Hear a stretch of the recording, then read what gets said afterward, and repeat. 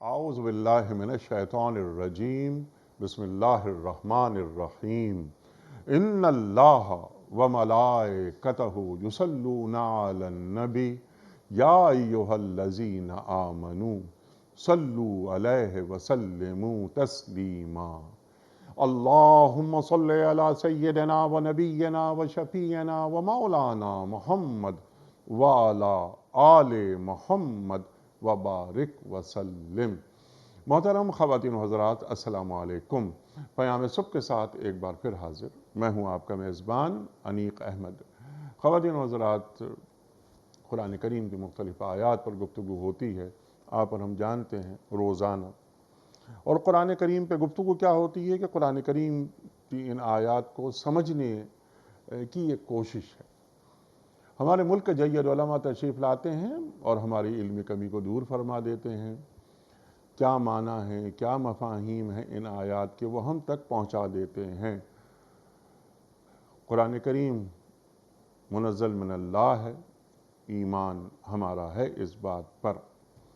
تلاوت قرآن کریم کی، سمجھنا قرآن کریم کا، تفہیم یعنی قرآن کریم کی، وہ ضروری ہے ہمارے لیے۔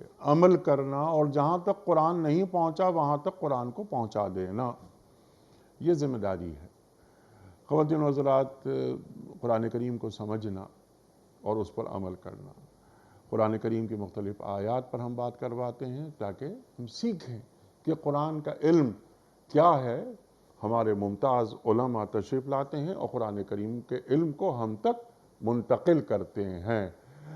ہمارے آج کے معزز مہمان محترم مفتی مصطفیٰ عزیز صاحب۔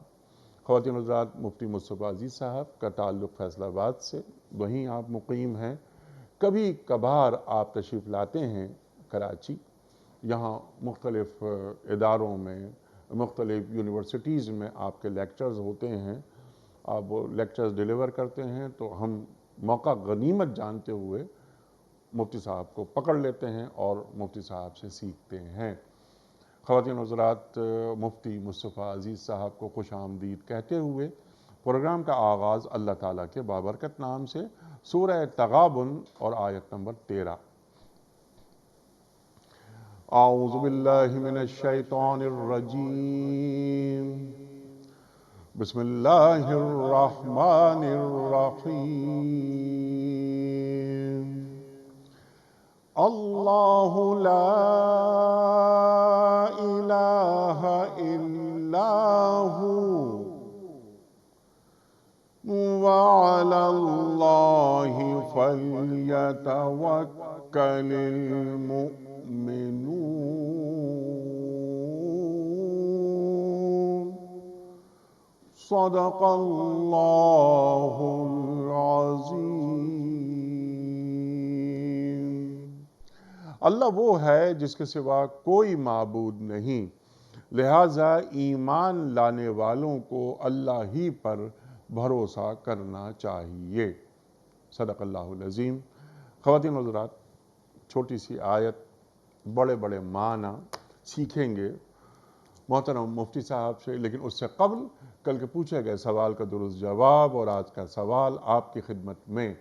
کل کا سوال ہمارا یہ تھا کہ غزوہ احد میں مسلمان لشکر کی تعداد کتنی تھی؟ درست جواب 754۔ آج کا سوال نوٹ فرما لیجئے۔ مخلوق کی روزی اور بارش کا برسانا کس فرشتے کی ذمہ داری ہے؟ حضرت اسرافیل علیہ السلام کی، یا حضرت میکائیل علیہ السلام کی، یا حضرت عزرائیل علیہ السلام کی؟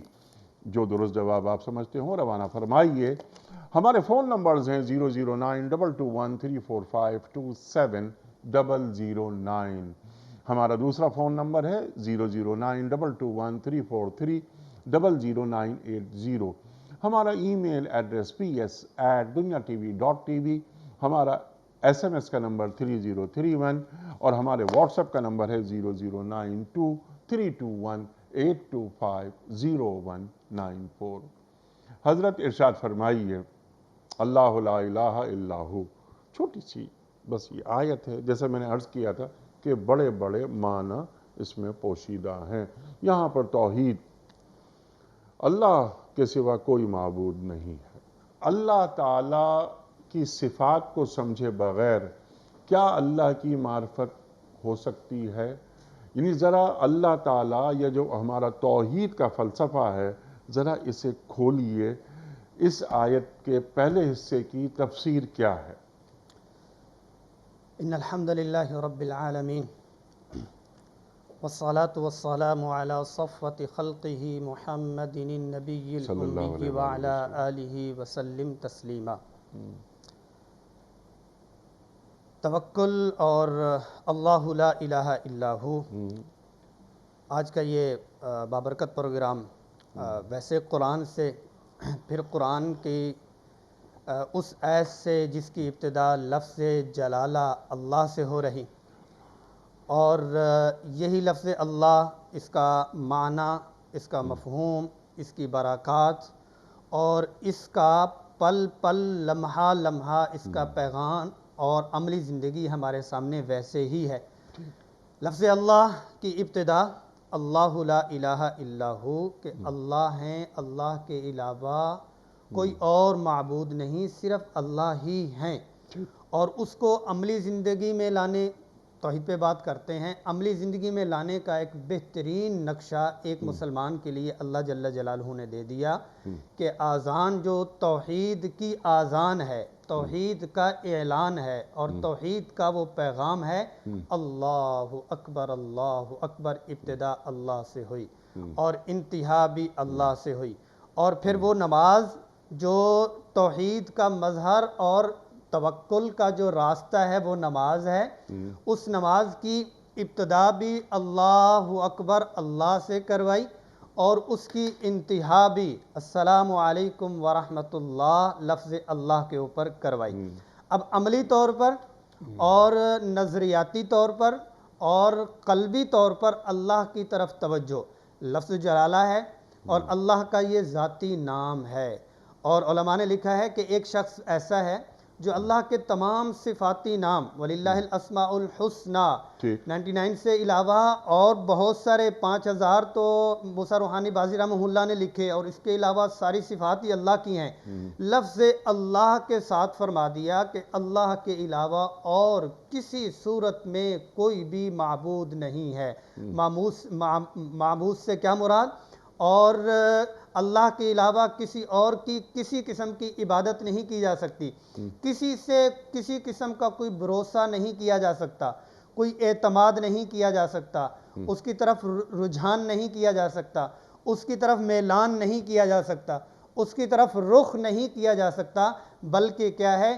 اللہ لا الہ الا ہو، اللہ ہی خالق ہیں، اللہ کے علاوہ اور کوئی خالق نہیں، اللہ ہی مالک ہیں، اللہ کے علاوہ اور کوئی مالک نہیں، اللہ ہی رازق ہیں، اللہ کے علاوہ اور کوئی رازق نہیں، اللہ ہی عزت دینے والے ہیں، اللہ کے علاوہ اور کوئی عزت دینے والا نہیں، اللہ ہی ذلت سے بچانے والے ہیں، اللہ کے علاوہ کوئی ذلت سے بچانے والا نہیں، اللہ ہی صحت دینے والے ہیں، اللہ کے علاوہ اور کوئی صحت دینے والا نہیں، اللہ ہی بیماری سے بچانے والے ہیں، اللہ کے علاوہ اور کوئی بیماری سے بچانے والا نہیں، اللہ ہی زندگی دینے والے ہیں، اللہ کے علاوہ اور کوئی زندہ رکھنے والا نہیں، اللہ ہی موت دینے والے ہیں، اللہ کے علاوہ اور کوئی موت دینے والا نہیں، اللہ لا الہ الا ہو، کہ اللہ ایک ہیں۔ جب اتنی زیادہ سہولیات، عزت کے نقشے، ذلت کے نقشے، کامیابی کے نقشے، اور کیا ہے کہ رفتوں اور فراوانی کے نقشے اللہ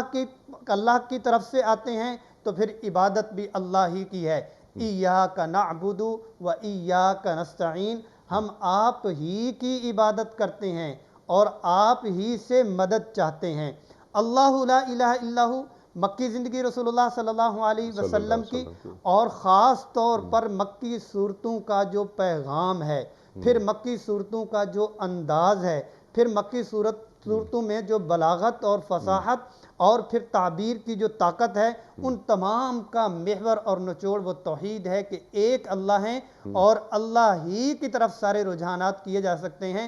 اور مکی زندگی کا نچوڑ، پھر مدنی زندگی کا مکمل نچوڑ، قریب حج گزر چکا ہے، مکمل نچوڑ بھی توحید کے اوپر ہے، اور اس توحید کی آواز اللہ اکبر لا الہ الا اللہ اللہ اکبر وللہ الحمد، وہ آوازیں حجۃ الوداع کے اوپر آپ صلی اللہ علیہ وسلم نے بلند کروا دی کہ اللہ لا الہ لا نافیہ للجنس، کہ ہر قسم کی شکل جو الہ کی ہیں وہ ساری کی ساری ختم ہو چکی ہیں۔ وہ شکل کیا ہے؟ بت کی صورت ہو تو تب بھی اس تلوار نے ان کو کاٹ دیا، وہ شکل اگر عہدے کی شکل میں ہے تو اس تلوار نے اس عہدے کو بھی کاٹ دیا، وہ اگر بت تعلقات کی شکل میں ہے تو اس بت کو بھی اس تلوار نے کاٹ دیا، وہ بت اگر مال کی شکل میں ہے تو اس تلوار نے اس مال کو بھی کاٹ دیا۔ یعنی بتوں سے تجھ کو امیدیں، خدا سے نو امیدی، مجھے بتا تو صحیح اور کافری کیا ہے۔ تو وہ بتوں کی کوئی بھی شکل ہو، کسی بھی قسم کی ہو، لا سے شروع ہوتی ہے بات، خط تنسیخ پھر جاتا ہے۔ اللہ اکبر۔ آپ نے یہاں پر معبود ذکر کیا، آپ کی گفتگو میں ایک لفظ آیا معبود، ہم عبد ہیں، تو عبد کا اور معبود کا ایک تعلق ہوتا ہے، ذرا وہ تعلق بھی ذرا واضح کر دیجئے کہ میرا ایک عبد کی حیثیت سے اپنے معبود یعنی اللہ سے کیا تعلق اور کیا رشتہ ہے؟ اللہ تبارک و تعالیٰ معبود ہیں اور ہم عابد ہیں، عبد ہیں۔ بندہ لفظی ترجمہ جب ہم اس کا کرتے ہیں تو اس کا غلام بھی کرتے ہیں اور اللہ کی بندگی کرنے والا بھی ہم کرتے ہیں۔ اللہ کے مقابلے میں عبدیت ہے تو نچلا درجہ، لیکن یہ ہے کہ اللہ نے جو اعزازات جتنے دیے ہیں ان اعزازات میں سب سے بڑا اعزاز، سب سے بڑا تمغہ امتیاز، سب سے بڑا سٹارز جو اللہ پاک نے دیا ہے وہ عبد کا دیا ہے، کیونکہ انبیاء علیہ السلام سارے کے سارے اس چیز پہ فخر فرماتے آ رہے ہیں، سبحان الذی اسری بعبدہ، اپنے عبد کو اس میں تعظیم کے ساتھ، اور انبیاء علیہ السلام اور سلام ان کے ساتھ بھی عبادنا فرمایا، عبدنا فرمایا، عبدنا فرمایا۔ یہ سارے عبدیت کے جو امتیازات ہیں بندے کو یہ ایک بہت بڑا اعزاز دیا، اور اس اعزاز میں مقام میں بندے سے مطالبہ کیا ہے کہ یہ عبد ہی رہے۔ ایک بلاغت کے لغت میں کافی دیر پہلے پڑھ رہا تھا کہ عبد عربی زبان میں بنیادی طور پر کس چیز کے لیے استعمال ہوتا تھا؟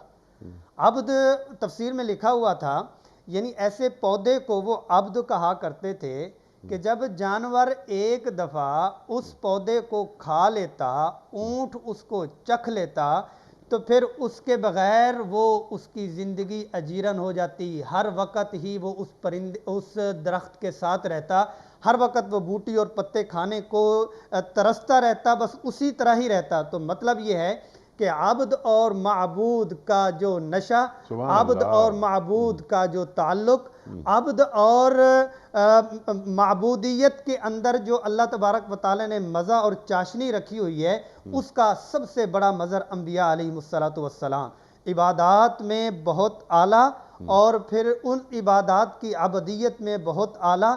تو جو کوئی بندہ اپنے آپ کو بندہ بنا لے، جو بندہ اپنے آپ کو بندہ بنا لے، تو مطلب یہ ہے کہ اس نے اپنے آپ کو اللہ کے ہاں بہت بڑا مقام اور درجہ عطا کروا دیا، اور اس کا مظہر کیا ہے؟ اس کا مظہر عملی طور پر وہ توکل کے اوپر ہوتا ہے۔ جب یہ بندہ اللہ کا ہو گیا، ایک شخص ہے کہ وہ ایک ادارے میں اپنا کام، اپنی سروسز دے رہا ہے، اور یہ ہے کہ اس کی سیلری جو ہے وہ دوسرے ادارے میں چلا جاتا ہے کہ جی سر مجھے سیلری دے دیں، مجھے اپنے کام کا معاوضہ دے دیں۔ بھئی آپ کام وہاں پہ کرتے ہو، معاوضہ ہمارے پاس لینے کے لیے آتے ہو، تو مطلب یہ ہے کہ عبد جب عبدیت اللہ کی کرتا ہے تو پھر اپنی تمام ضروریات ظاہرہ باطنہ اور ضروریات کی جتنی بھی اقسام ہیں وہ ساری کی ساری پھر وہ اللہ ہی سے مانگتا ہے، جس کا نچوڑ پھر وہیں پہ آ جاتا ہے ایاک نعبد و ایاک نستعین، کہ عبادت بھی آپ کی اعلیٰ درجے کی اور صرف آپ کی، اور مدد اور استعانت اور ہیلپ بھی لینی ہے تو صرف آپ کی اور آپ ہی سے لینی ہے۔ ہاں پھر اس کے طریقے اللہ جل جلالہ نے بتلا دیے کہ ٹھیک ہے آپ میرے بندے بن کے چل رہے ہو تو اس کے راستے میں نے آپ کو دے دیے، اس کے سبب میں نے آپ کو دے دی۔ جیسے معیشت ہے، وَلَقَدْ مَكَّنَّاكُمْ فِي الْأَرْضِ وَجَعَلْنَا لَكُمْ فِيهَا مَعَائِشَ، ہم نے آپ کو زمین میں جب رہن سہن کے لیے اسباب دیے تو ان اسباب کے لیے معیشت کے مختلف قسم کے اسباب اور راستے دے دیے تاکہ رہن سہن کی ضروریات کو آپ ان معیشت کے راستوں سے اپنی ضروریات پوری کر سکتے ہو۔ وہ تجارت کا راستہ ہو سکتا ہے، وہ زراعت کا راستہ ہو سکتا ہے، وہ ملازمت کا راستہ ہو سکتا ہے، وہ مزدوری کا راستہ ہو سکتا ہے۔ اچھا، اب یہ ہے کہ عبودیت پھر اللہ سے جو لینے کا راستہ ہے اس کے بھی اللہ نے اسباب دیے ہیں۔ وہ اسباب کیا ہیں؟ وہ اسباب بھی اعمال ہیں، وہ اسباب بھی اعمال ہیں کہ قرآن کے ذریعے سے یا ایھا الذین آمنوا استعینوا بالصبر والصلاۃ، اپنے اللہ سے تم مدد، ہیلپ، معبود اب بن چکے ہو، لینا چاہتے ہو تو نماز کا ذریعہ، نماز کو سبب بنا دیا، قرآن کو سبب بنا دیا، سجدے کو سبب بنا دیا، صدقے کو سبب بنا دیا، اچھے بول کو سبب بنا دیا، دعا کو سبب بنا دیا کہ اب میرا بندہ جب میرا بن چکا ہے تو اب میرے سے ہی یہ لے، اور پھر اس کا جو دوسرا جز ہے توکل کے حوالے سے پھر وہ اسی کے اوپر ہی مرتب ہوتا ہے کہ یہ جو بندہ اللہ کا بن چکا ہے یہ صرف اٹھنے اور بیٹھنے کی حد تک نہیں ہے، صرف حرکات اور سکنات کی حد تک نہیں ہے، صرف اعمال ظاہرہ کے حد تک نہیں ہے، بلکہ اندر بھی مضبوط ہے کہ توکل اور بھروسہ، اعتماد اور یقین، اور اس کو اللہ کے اوپر جو ٹھنڈک ملتی ہے وہ توکل والے راستے سے ملتی ہے۔ پھر توکل کا بہت بڑا مفہوم ہے کہ توکل کسے کہتے ہیں، توکل کی کون کون سی قسمیں ہیں، وہ ساری اس میں آ جاتی ہیں۔ جی سبحان اللہ، سبحان اللہ، کیونکہ یہاں پر توکل کا ذکر ہو رہا ہے اس آیت میں تو آپ نے توکل کو اس میں جوڑ دیا۔ لیکن اس سے پہلے کہ ہم توکل کی بات آپ سے سیکھیں، اور یہ کہ توکل، وکلا یعنی اللہ تعالیٰ کو اپنا وکیل بنا لینا، تو اللہ تعالیٰ کو اپنا وکیل کیسے بنایا جاتا ہے، اور ایمان کا پہلا نتیجہ توکل کیسے بنتا ہے وہ بھی ہم آپ سے سیکھیں گے۔ لیکن اس سے قبل میں یہ چاہتا ہوں کہ ذرا یہ اللہ لا الہ الا ہو، یہ بہت بڑا موضوع، ایک پروگرام میں تو کور بھی نہیں کیا جا سکتا، بلکہ شاید پوری زندگی لگ جائے۔ تو یعنی معرفت الہی یعنی اللہ کیا ہے، وَهُوَ مَعَكُمْ أَيْنَمَا كُنْتُمْ کیا ہے، اللہ لا الہ الا هو الحی القیوم کیا ہے، آیت الکرسی کیا ہے، وَإِذَا مَرِضْتُ فَهُوَ يَشْفِينِ، ابراہیم علیہ السلام، اللہ اکبر، آپ نے ذکر بھی کیا، شفا اللہ دیتا ہے، وَإِن يَمْسَسْكَ اللَّهُ بِضُرٍّ فَلَا كَاشِفَ لَهُ إِلَّا هُوَ وَإِن يَمْسَسْكَ بِخَيْرٍ فَهُوَ عَلَى كُلِّ شَيْءٍ قَدِيرٌ۔ مجھے معلوم ہو جائے کہ جتنی جو مصیبتیں، تکالیف ہوتی ہیں اگر زندگی میں آئیں تو وہ اللہ کی طرف سے ہیں، اور جتنا خیر مجھے مل رہا ہے وہ اللہ ہی کی طرف سے مل رہا ہے۔ قرآن کریم کی مختلف آیات بھری پڑی ہیں، یعنی قرآن کریم بتا رہا ہے، توحید کا تعارف کروا رہا ہے۔ ایک تو یہ کہ توحید کو سمجھنے کے لیے قرآن کریم کا سمجھنا کتنا ضروری ہے، یہ بھی آپ بات فرمائیے۔ میں نے ایک بات رکھی تھی آپ کی خدمت میں، ایک سوال کہ میرا تعلق اللہ سے ہونا چاہیے نا، ایک تعلق، میرا دعویٰ ہے کہ میرا ایک تعلق ہے۔ آپ نے 5 وقت کی اذان کی بات ابھی فرمائی، تو اشہد ان لا الہ الا اللہ، اللہ اکبر، ابھی میں اشہد ان محمد رسول اللہ کی طرف نہیں آ رہا کہ اشہد ان لا الہ الا اللہ، میں گواہی دیتا ہوں کہ اللہ کے سوا کوئی معبود نہیں۔ یہ تو گواہی کی بات ہو گئی نا، گواہی کتنا بڑا منصب اور مرتبہ ہے، اور گواہی غائب میں نہیں ہوتی، گواہی حاضر میں ہوتی ہے۔ تو اللہ کی کبریائی کیسے بیان ہوتی ہے؟ آپ نے بھی حج کی بات کی، حال ہی میں حج گزرا ہے، وَلِتُكَبِّرُوا اللَّهَ عَلَىٰ مَا هَدَاكُمْ عَلَىٰ مَا هَدَاكُمْ وَلِتُكَبِّرُوا اللَّهَ، تو اللہ کی کبریائی کیسے بیان ہوتی ہے؟ اس کی ہدایت کے مطابق۔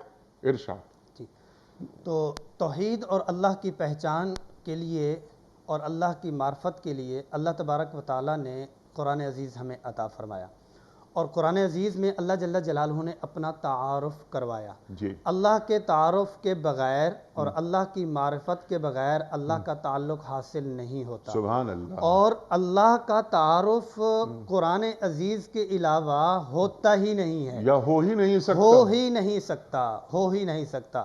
اب یہ ہے کہ جب کبھی کسی چیز کے لیے اس کا تجربہ پیش کیا جاتا ہے کہ بھی یہ سبجیکٹ ہے اور یہ مضمون ہے, یہ کتاب ہے, یا دوسری طور پر یہ میڈیسن ہے, یا یہ ہے کہ یہ کھانا ہے, یہ فروٹ ہے, اس کی یہ خاصیات ہیں, اور اس کے سیمپل کے طور پر اور اس کے نتیجے کے طور پر اس کے یہ نتائج ہیں, صحت کے اوپر یہ اثر ہوا, بلڈنگ کے اوپر یہ اثر ہوا, ہر ایک اپنا سیمپل دیتا ہے. تو قرآن عزیز نے ایمان بنانے کا جو سیمپل دیا ہے وہ صحابہ کرام رضوان اللہ علیہم اجمعین ہیں, کہ قرآن عزیز جو اللہ کا تعارف کرواتا ہے کہ اللہ جل جلالہ, اگر تم ایک ہوتے ہو تو دوسرا اللہ تمہارے ساتھ ہوتا ہے, تم دو ہوتے ہو تو تیسرا اللہ ہوتے, تم چار ہوتے ہو تو پانچواں اللہ تمہارے ساتھ ہوتا ہے. اینما کنتم معموم, کہیں کسی صورت میں بھی تم ہو اور کہیں کسی شکل میں بھی ہو تو اللہ جل جلالہ تمہارے ساتھ ہیں. اور اللہ کی قدرت کیا ہے, یعلم خائنۃ الاعین وما تخفی الصدور, آنکھوں کی ہیرا پھیری محفل میں بیٹھے ہوں کو پتہ نہیں چلتا, لیکن اللہ جل جلالہ یعلم, جانتے ہیں. اور محفل میں بیٹھے ہوئے قریبی دوستوں کو اور اپنی فیملی اور بیوی بچوں کو, ساتھ رہنے والوں کو اندر کے جذبات اور احساسات کیا چکر چل رہی ہیں, اندر کے جذبات کیا چل رہی ہیں. وَإِن تُبْدُوا مَا فِي أَنفُسِكُمْ اور تُخْفُوهُ يُحَاسِبْكُم بِهِ اللَّهُ. اللہ اکبر. تو اللہ جل جو تم چھپاتے ہو اپنی نیتوں کو, جی اس کا بھی حساب کتاب اللہ حسیب بھی ہے. اللہ حسیب بھی ہے. تو اللہ جل جلالہ نے اپنا تعارف, پھر آسمان کو دیکھو, ثم ارجع البصر کرتین ینقلب الیک البصر, اور پھر زمین کی طرف آیا, اور اللہ جل جلالہ والارض فرشناها فنعم الماہدون, اور پھر اللہ جل جلالہ نے اپنی قدرت کے دوسرے کرشمے پانی کے اوپر فرما دیے, پھر درخت کے اوپر فرما دیے, پھر درختوں کے اقسام کے اوپر فرما دیے, پھر اللہ جل جلالہ نے اپنی قدرت کے کرشمے اور توحید کو دلوں میں راسخ کرنے کے لیے اسی توحید کے ساتھ کیا ہے کہ الہاد کا بڑھتا ہوا جو طوفان ہے, لوگوں کا جو شک ہے کہ اس کائنات کو کون چلا رہا ہے, یہ خود بخود سے چل رہی ہے, ان کے لیے قرآن عزیز اکسیر نسخہ ہے اور ان کا علاج بہت بہترین طریقے سے کرتا ہے. بھائی دیکھ لو, اللہ کی قدرت کا کرشمہ وہ یہ ہے کہ ایک پانی ہے اور زمین کا ایک چھوٹا سا ٹکڑا ہے, ایک پانی سے اسی ٹکڑے میں آپ کی سبزیوں کے مختلف مزاج سبزی ہیں, وہاں پہ کریلا بھی ہے, وہاں پہ بھنڈی بھی ہے, وہاں پہ بینگن بھی ہیں, باقی ساری چیزیں, اور اسی کے ساتھ آپ کے سارے فروٹس ہیں, اور فروٹس میں کیا ہے کہ سیب بھی ہے, وہ انگور بھی ہیں, وہ انار بھی ہیں, پھر وہ تربوز بھی ہیں, وہ سارا کچھ ہیں. پانی پیچھے ایک ہے. پھر اس کے ساتھ اللہ جل جلالہ نے دوسرے مقامات پر زیتون اور نخل کا جب ذکر فرمایا کہ مختلف المزاج چیزیں ہیں, پانی پیچھے ایک ہے. آپ گندم بیجتے ہو, گندم نیچے سے اٹھا لیتے ہو, تو عقل کے پیمانے پر اللہ کا انکار کرنے والے یا توحید میں شک ڈالنے والے, یا یہ ہے کہ شک و شبہ میں زندگی گزارنے والے, اگر عقل پہ کے پیمانے کو, اللہ کی قدرت کو تم جانچنا, تولنا, وزن کرنا چاہ رہے ہو, تو پھر کیا ہوتا ہے, بیسمنٹ میں اگر کوئی چیز رکھی ہوتی ہے, اسے ایک ٹرالی, ایک ٹرک, ایک ٹینکر اگر اٹھا لیں تو زمین نیچے چلی جاتی ہے. اچھا کیا ہے, کتنے عرصے سے اس زمین سے گندم اٹھائی جا رہی ہے, زمین نیچے نہیں گئی, زمین کے اندر نہیں ہے, زمین ایک کارپیٹ بچھا ہوا ہے, اوپر وَلِلَّهِ الْأَمْرُ, اور اللہ کا امر چلتا ہے, اللہ کی قدرت چلتی ہے. اور اسی طرح جس ٹکڑے سے آپ اور ہم زارے گندم اٹھا رہے ہیں, دوسری بار اسی سے کپاس اٹھا لیتے ہیں, اسی کارپیٹ سے اور اسی ٹکڑے سے, اسی جلد سے تیسری بار فروٹ اٹھا لیتے ہیں اور نکالتے ہیں. تھوڑا سا کھود کے دیکھ لیں تو اندر کچھ بھی نہیں ہے, اور تھوڑا سا اس کو چیر کے دیکھ لیں تو سارا کا سارا پروجیکٹ خراب ہو جاتا ہے. تو اس میں اللہ جل جلالہ نے قرآن عزیز میں اپنی توحید کی ایسی مثال دے کر قرآن عزیز کو ایسا معجزہ بنایا. قرآن اپنا توحید کا پیغام یوں بیان کرتا ہے, جب بیان کرتا ہے چھوٹے طبقے والا, موٹے دماغ والا, اور یورپ میں بڑے سے بڑا ڈاکٹر بھی قرآن کا یہ جو پیغام ہے وہ اس بہترین انداز میں آتا ہے جس کے دل کا جتنا برتن صاف شفاف اور سیدھا ہوگا اس کو اتنا اس توحید کا پانی ملتا ہے اور اس کو اس درجے کا ملتا ہے۔ قرآن کا اعجاز اس چیز پہ ہے، دنیا کا ہر شخص وہ مومن ہے یا نہیں ہے، وہ یہ سمجھتا ہے کہ یہ قرآن اور یہ بات اللہ تعالیٰ میرے سے ہی کر رہے ہیں۔ اور قرآن عزیز کے ساتھ جڑ کے اور اللہ کی توحید اور اللہ کی وحدانیت دل میں لانے کا جو قرآن مجید کو آپ صلی اللہ علیہ وسلم نے فرمایا کہ زنگوں کو اتارنے والی کتاب ہے، تو اس میں کیا ہے کہ بار بار جو دل کے اوپر وہ برش پھرتا ہے، دل کے شیشے پہ جو ویپر پھرتا ہے بار بار، وہی مکی صورتوں کا مزاج ایک ہی ہے، جلال ایک ہی ہے۔ وہ سورج چاں وَمِنْ آیَاتِهِ مَنَامُكُمْ بِاللَّيْلِ، بھئی سونے میں تم اپنے غور کر لو، اور وَالسَّمَاءِ وَالطَّارِقِ، اور فَلْيَنْظُرِ الْإِنسَانُ إِلَىٰ طَعَامِهِ أَنَّا صَبَبْنَا الْمَاءَ صَبًّا ثُمَّ شَقَقْنَا الْأَرْضَ شَقًّا فَأَنبَتْنَا فِيهَا حَبًّا وَعِنَبًا وَقَضْبًا۔ یہ ساری شکلیں اللہ جل جلالہ نے بتلا دی، اور فَإِذَا مَرِضْتُ فَهُوَ يَشْفِينِ وہ آپ نے پہلے سے بتلا دیا۔ ہر کیفیت کے اوپر اللہ کی قدرت ہے اور اللہ کا کنٹرول ہے، جو مانے اس کے اوپر بھی ہے، جو نہ مانے اس کے اوپر بھی ہے، جو نہ مانے اس پر بھی ہے، اس پر جو بھی آپ نے بات فرمائی اس پر میں آپ سے بات کرواؤں گا۔ ابھی یہ بہت اہم بات آپ نے فرمائی کہ جو قرآن کریم کو نہیں مان رہا یا اب تک وہ حلقہ بگوش اسلام نہیں ہوا، ابھی تک وہ امت دعوت ہے، امت اجابت میں تبدیل نہیں ہوا، اس پر قرآن کیسے اثر کرتا ہے اور اس کا اللہ سے تعلق کیسے پیدا ہوتا ہے، اس سے پہلے ذرا ہم اہل ایمان پر ہم یہ فوکس کرتے ہیں۔ شفاء لما فی الصدور کی ابھی آپ نے بات کی، ہمارے دلوں کو یا اللہ کا کلام، یعنی اللہ کو مانا، ایمان لائے، اللہ کے کلام پر ایمان لائے کہ یہ منزل من اللہ ہے، اور ہمارے دلوں کا زنگ یہ دور ہو گیا، شفا نصیب ہو گئی۔ وَنُنَزِّلُ مِنَ الْقُرْآنِ مَا هُوَ شِفَاءٌ وَرَحْمَةٌ لِّلْمُؤْمِنِينَ، وہاں بھی مومنین کی بات ہو گئی، اہل ایمان کی بات ہو گئی۔ تو اہل ایمان جب اللہ تعالیٰ کے حضور کھڑے ہوتے ہیں عبادت کے لیے، آپ نے بات فرمائی تھی کہ نماز اللہ سے قربت کا بہترین ذریعہ ہے نا۔ میں آیت اس لیے نہیں پڑھ رہا کہ سجدہ واجب ہو جاتا ہے، کہ سجدہ کرو اور اللہ سے قریب ہو جاؤ، اللہ اکبر اللہ اکبر۔ تو سجدہ کسے کیا جا رہا ہے؟ اللہ اکبر۔ وہ سجدہ روح زمیں جس سے کانپ جاتی تھی، اسی کو آج ترستے ہیں منبر و محراب، اقبال فرماتے ہیں نا۔ اور سجدے کے حوالے سے بہت سارے اشعار اللہ تعالیٰ نے اقبال کے ذریعے امت اور انسانیت کو دے دیے کہ سجدہ ہے کیا۔ اللہ اکبر۔ امت مسلمہ میں یا اہل ایمان کیا وہ جڑاؤ اللہ تعالیٰ سے جو ہونا چاہیے یا جو اللہ تعالیٰ کو مطلوب ہے، وہ آپ امت میں دیکھتے ہیں کہ والذین آمنوا اشد حبا للہ، ارشاد۔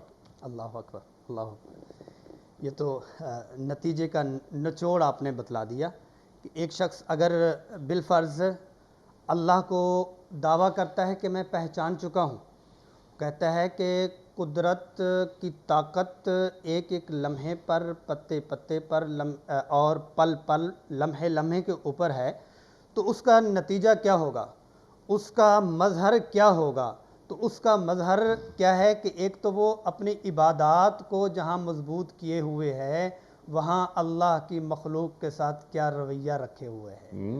اب کیا ہے والذین آمنوا معہ اشد حبا للہ، کہ اشد حبا للہ، کہ ان کی جو اللہ سے محبت اور اللہ کی نسبت سے جو مخلوق کے ساتھ محبت ہے وہ کس درجے کی ہے، اور وہ ان کا یوں سمجھیں کہ ٹیسٹ بھی ہے، وہ نتیجہ بھی ہے، وہ ان کا رزلٹ بھی ہے کہ وہ اللہ کے ساتھ اگر دعویٰ کر رہی ہیں، انہوں نے اللہ کو پہچان لیا، تو اللہ کی پہچان کا مظہر اللہ کی مخلوق ہیں۔ نسبتیں ہیں، نسبتوں کے ساتھ ملاقاتیں ہوتی ہیں، اور ان ملاقاتوں میں ان کو اتنا وقار دیا جاتا ہے، احترام دیا جاتا ہے کہ جی یہ اس ملک کے صدر ہیں، یا یہ ہے کہ یہ میرے فلاں رشتہ دار کا بیٹا ہے، فلاں میرا یہ کلاس کا دوست ہے، کسی نہ کسی نسبت سے، کسی بھیجے ہوئے کی نسبت سے اس کو اس درجے کا مقام دیا جاتا ہے، اور رویے میں اس درجے کا مقام دینا کہ یہ میرے اللہ کا بندہ ہے، یہ میرے پیارے نبی صلی اللہ علیہ صلی اللہ وسلم علیہ کا وسلم۔ امتی ہے۔ ہم نے بہت سارے اپنے دوستوں کو خوش کیا ہوگا، بہت سارے اپنے جاننے والوں کو خوش کیا ہوگا کہ آپ کی طرف سے آنے والا بندہ، آپ کی طرف سے ملنے والا دوست، اس کو ہم نے کتنا اکرام اور احترام، عزت افزائی اور مقام اور مرتبہ دیا۔ کیا ہے کہ اللہ کو بھی خوش کیا کہ اللہ کی مخلوق کو اللہ والی نسبت کے ساتھ مقام اور مرتبہ دیا سبحان یا نہیں؟ اللہ مفتی صاحب، الحب للہ والبغض بغض للہ۔ للہ، اللہ اکبر۔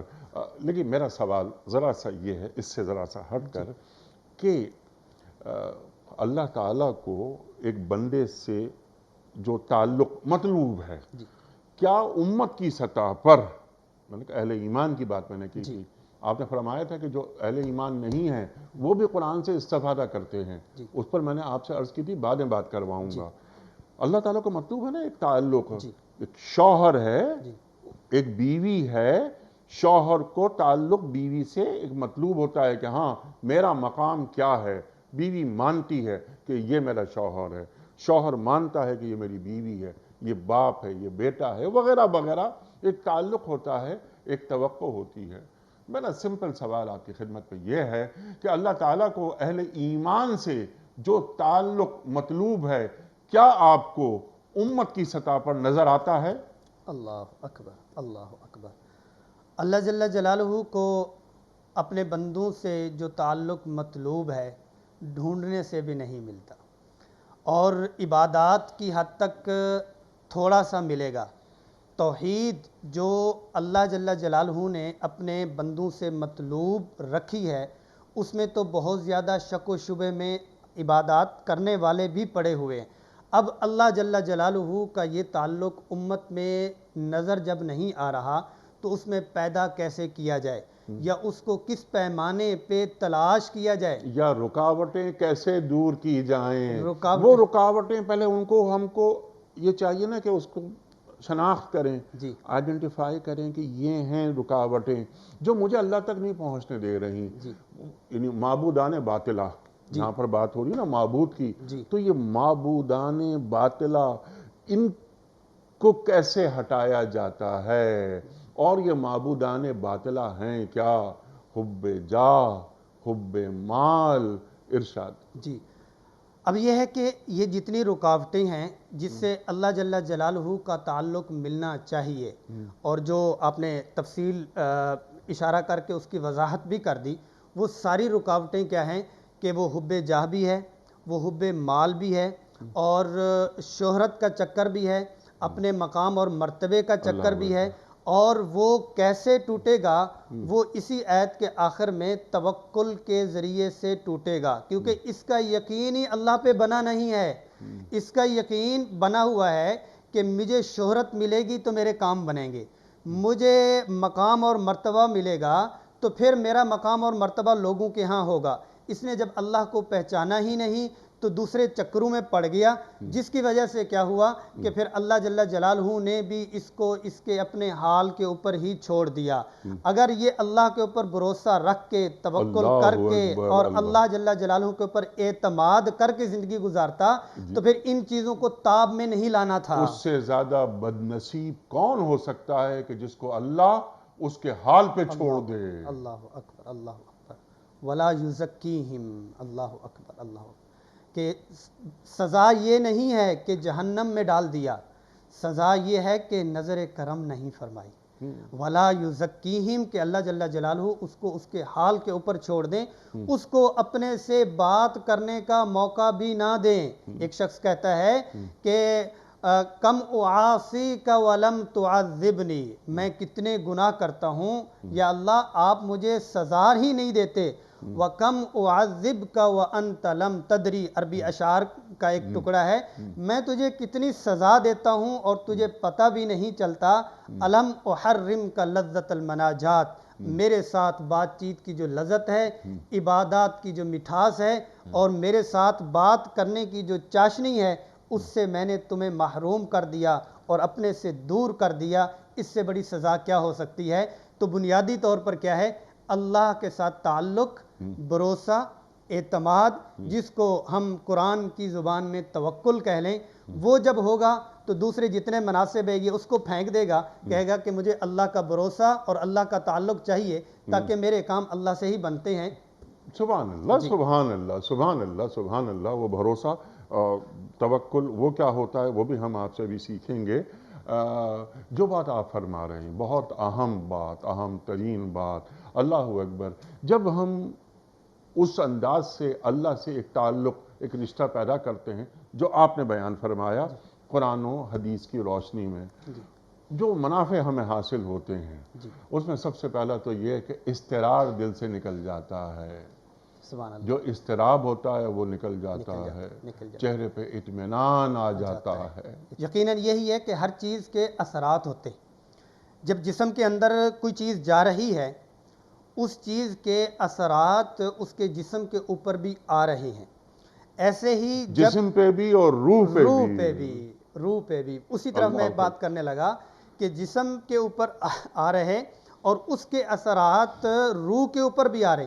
جب غذا جسم کو جسمانی غذا ملے گی تو جسم تر و تازہ بھی ہوگا، اور جب روحانی غذا اس کو مسلسل ملے گی تو پھر روح کا مظہر بھی جسم ہی ہے، اس کے جسم سے بھی اس کا مظہر ملے گا اطمینان، اور کیا ہے کہ پھر اس کا 5 نمازیں با وقت اور 5 نمازیں با جماعت کا اہتمام تو ہے ہی ہے، تہجد کے لیے جاگنا بھی آسان ہوگا۔ معاف کیجیے آپ کی بات کٹی یہاں، لیکن آپ نے 5 وقت کی نمازیں، پھر تہجد کا اہتمام، اللہ اکبر، عبادات کی بڑی اہمیت ہے۔ ان الصلاۃ کانت علی المؤمنین کتابا موقوتا، وقت پہ 5 نمازوں کو ادا کر دیا۔ لیکن جیسے ابھی آپ نے فرمایا میرے سوال کے جواب میں کہ اللہ سے جو تعلق اللہ کو مطلوب ہے اہل ایمان سے، وہی نظر نہیں آ رہا۔ نمازیں ہو رہی ہیں، حج ہو رہے ہیں، عمرے ہو رہے ہیں، اذانیں ہو رہی ہیں، درود پڑھے جا رہے ہیں، لیکن اللہ سے تعلق قائم نہیں ہو رہا۔ جیسا کہ آپ نے فرمایا کہ امت کی سطح پر کیا وہ تعلق نظر آتا ہے؟ انتم الاعلون ان کنتم مومنین، اللہ اکبر۔ تم ہی غالب رہو گے اگر تم مومن ہو، تمہیں ہی غالب ہونا تھا اگر تم مومن ہوتے، تمہیں ہی غالب ہونا تھا اگر تم مومن ہوتے۔ بہترین ترجمہ، بہترین اللہ اکبر، اللہ اکبر۔ تو نماز ہو، روزہ ہو، قربانی ہو، حج، یہ سب باقی ہے، تو باقی نہیں ہے، اقبال فرما رہے ہیں۔ اللہ تو یہ سجدے اور یہ جن کی بڑی اہمیت ہے، یہ اذانوں کی بڑی اہمیت ہے۔ مغرب میں جا کر دیکھیں، زندگی میں ایک کمی نصیب ہو جاتی ہے، کیا ہوا؟ ایک کمی ہو گئی ہے۔ کیا کمی ہوئی ہے؟ اذان کی آواز ہمارے کانوں میں نہیں آ رہی، ایک کمی محسوس ہوتی ہے کہ کچھ زندگی سے کچھ نکل گیا ہے، وہ اذان کی آواز نکل گئی ہے۔ مفتی صاحب یہ فرمائیے، وقت ختم ہو رہا ہے پروگرام کا، اللہ سے طاقت کیسے حاصل کی جاتی ہے؟ جی، اللہ سے طاقت حاصل کرنے کا جو سبب صحابہ کرام رضوان اللہ علیہم اجمعین نے اپنایا تھا وہ بنیادی 2 چیزیں تھیں۔ ایک تھا کہ قرآن کے ساتھ ان کا تعلق، دوسرا تھا رسول اللہ صلی اللہ علیہ وسلم کی صحبت، جس کو ماحول کہتے ہیں۔ سبحان اللہ۔ اللہ جل جلالہ نے واللہ خلق کل دابۃ من ماء، اللہ جل جلالہ نے ہر رینگنے والی چیز کو، ہر رینگنے والی مخلوق کو من ماء، پانی سے پیدا فرمایا۔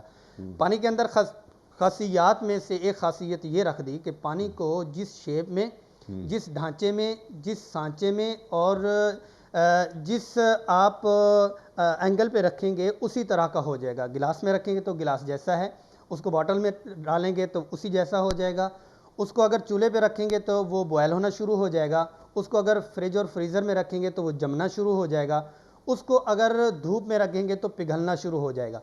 تو جو انسان ہے یہ بھی پانی سے ہے، من نطفۃ، پانی سے اللہ جل جلالہ نے اس کو پیدا کیا۔ تو اب اس کو اللہ سے تعلق حاصل کرنے کے لیے کیا قرآن کے ساتھ جڑنا اور اس جڑنے کو ماحول کے ساتھ جوڑنا، جیسا ماحول یہ اپنائے گا ویسا اس کے اوپر وہ رنگ چڑھنا شروع ہو جائے گا۔ جیسے ماحول میں اپنے آپ کو ڈھالے گا اس ماحول کے سانچے میں یہ ڈھلتا چلا جائے گا۔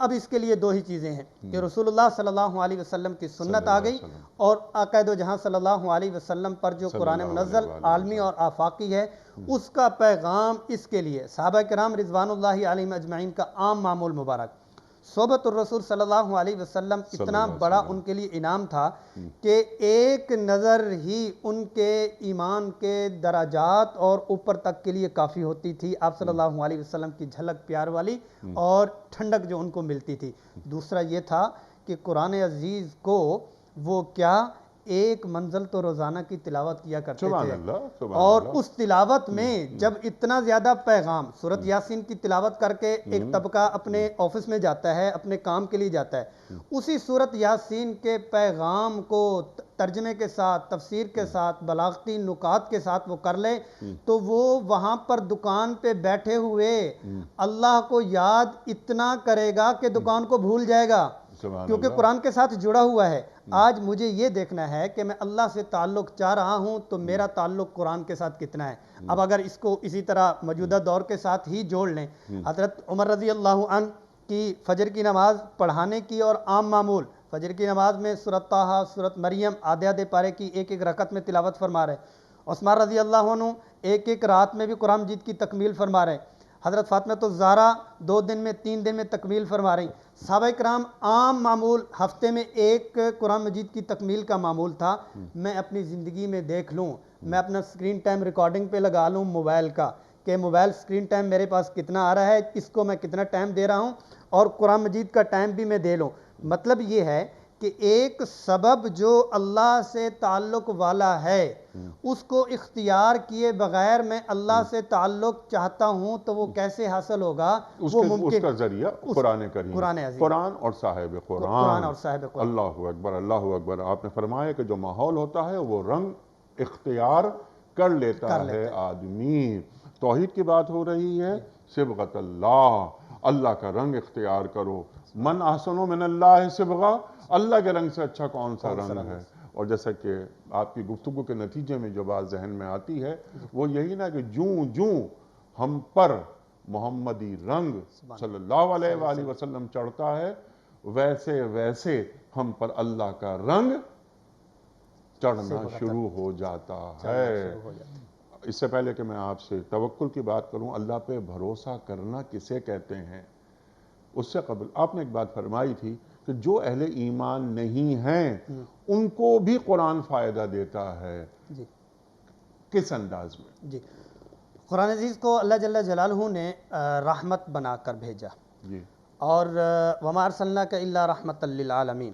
اور قرآن عزیز سب کے لیے رحمت اس کی ایک حصی مثال لے لیتے ہیں پھر حصی مثال سے بات سمجھنا آسان ہوگا اور قرآن کا مزاج بھی یہی ہے کہ جو ہاتھ میں آنے والی چیز ہے اور حصی چیز ہے اس چیز کو سمجھا کے غیر حصی چیز کو قرآن عزیز سمجھاتا ہے آخرت کو قبر کو حشر کو تو اس بات کو بھی ایسے ہی سمجھ لیتے ہیں اوپر سے بارش آتی ہے اور اس بارش میں کیا ہے کہ سارے کے سارے فائدہ لیتے ہیں اس بارش میں فائدہ لینے والے کتنے کس قسم کے لوگ ہیں کچھ لوگ ہیں وہ تالاب بنا لیتے ہیں صاف ستھرا کچھ لوگ ہیں ایک ٹپ رکھ لیتے ہیں کچھ لوگ ہیں وہ ایک چھوٹا سا برتن رکھ لیتے ہیں کچھ لوگ ہیں جو ایک تھوڑا سا تھال رکھ لیتے ہیں اب یہ ہے کہ بارش برستی ہے اور کچھ لوگ ایسے ہیں جو ایک ٹپ رکھتے ہیں اور اس کو الٹا رکھ دیتے ہیں اب بارش برستی ہے سب کے اوپر تالاب والے کے اوپر بھی چھوٹے ٹپ والے کے اوپر بھی الٹا ٹپ والے کے اوپر بھی وہ تھال اور گلاس اور چھوٹے برتن کے اوپر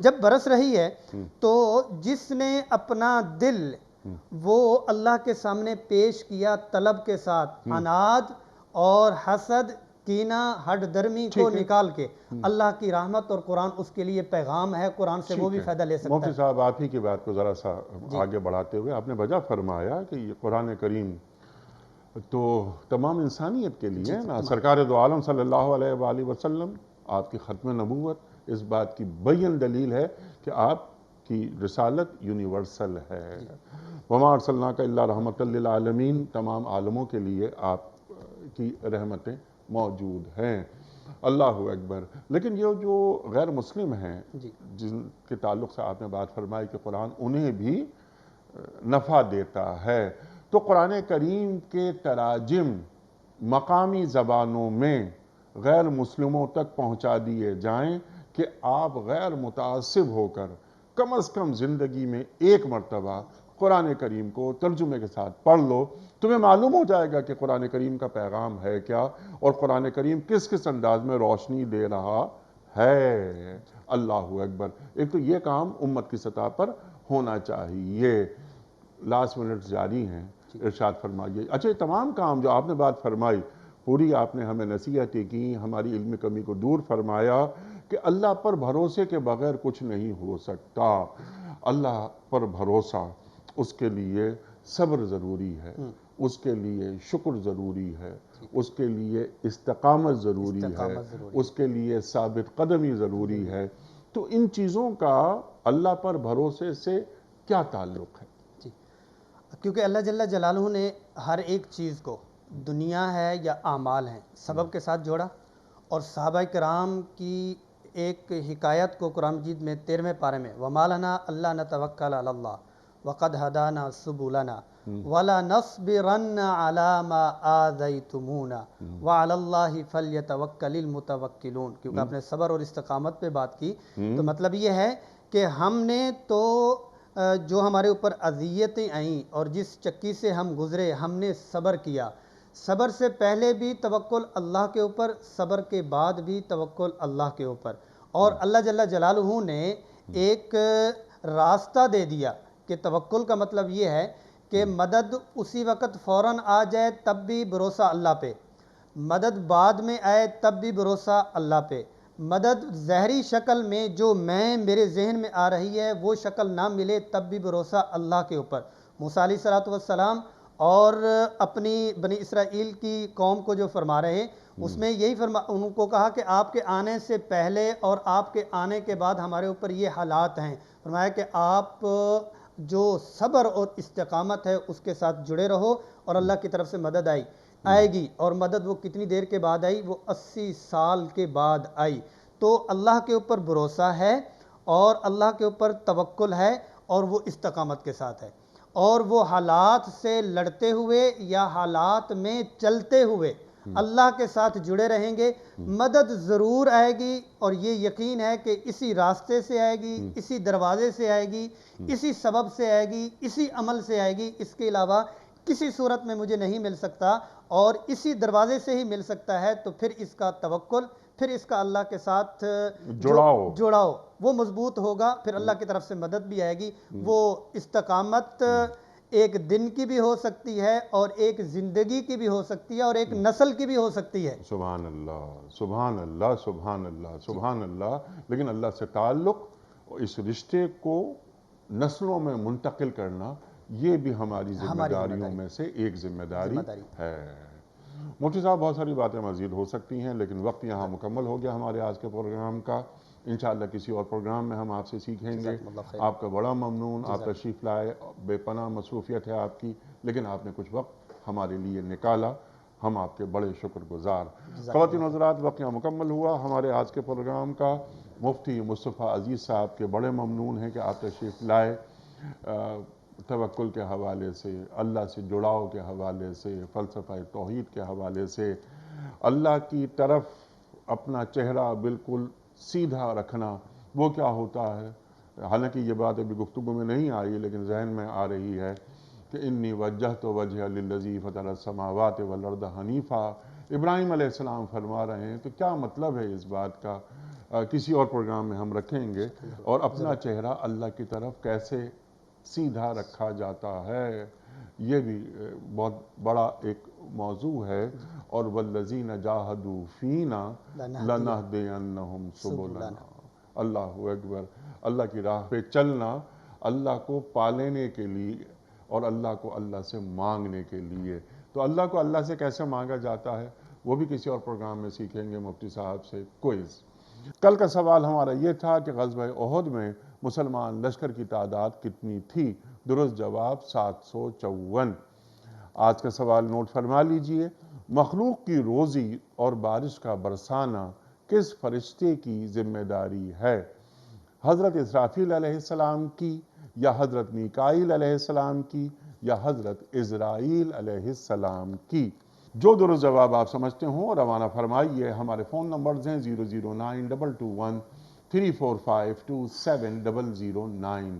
ہمارا دوسرا فون نمبر ہے 009222134300980.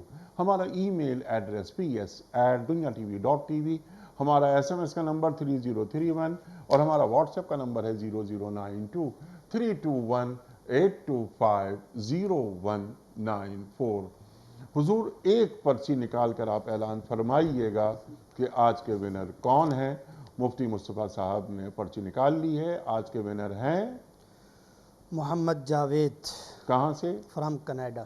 کینیڈا.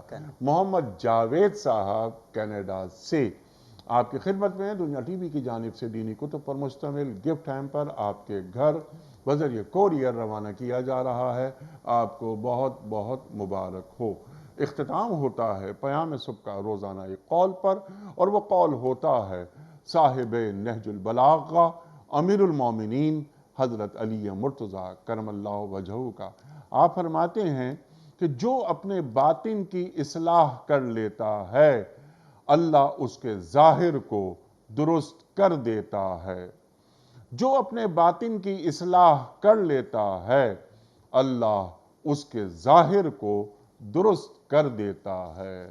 سبحان اللہ سبحان اللہ. اپنے میزبان انیق احمد کو کل تک کے لیے اجازت دیجیے. خدا حافظ.